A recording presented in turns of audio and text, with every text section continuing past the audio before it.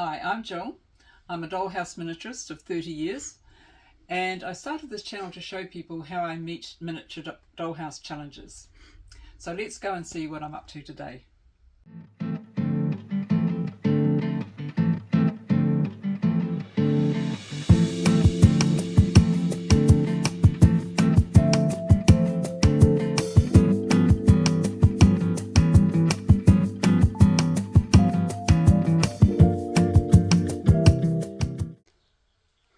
So just to start off this pheasant making exercise, I can't do it all at once because it's a bit fiddly.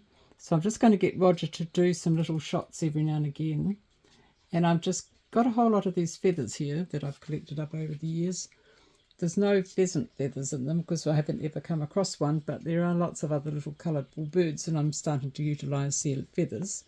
So I just cut off some of the feather. This is the tricky bit, and put a bit of, don't huff, Jill, put a bit of glue on the ends, and then I'm going to glue it in layers very much like I did the hedgehog's prickles. See how fiddly? It is fiddly. And just get it a little bit more coated with feathers, and I'll trim these so they won't look quite so bristly, but eventually I'll have a pheasant that I'll be able to hang. I've painted their little faces and legs in the colours that they usually are. They've all got them. I've painted their legs brown because I will be putting claws in those. So we're made a start. So it's an hour and a half later, and Roger's been into the house and put the tea on, and now he's come back here to finish filming this little piece. Now I have been working away. It's very hard if you've got a cold and you want to cough. You can't cough around feathers, I can tell you. I've got one little pheasant that I'm pretty okay with, who will look all right hanging up. I've got to do their little wire feet. That's fine. I've got one that's almost done. It's got a little bit of finishing off to do. One that's pretty okay. And this is the one that's going to be on the centerpiece of the table, and I've got to do some more gluing and some trimming on that one.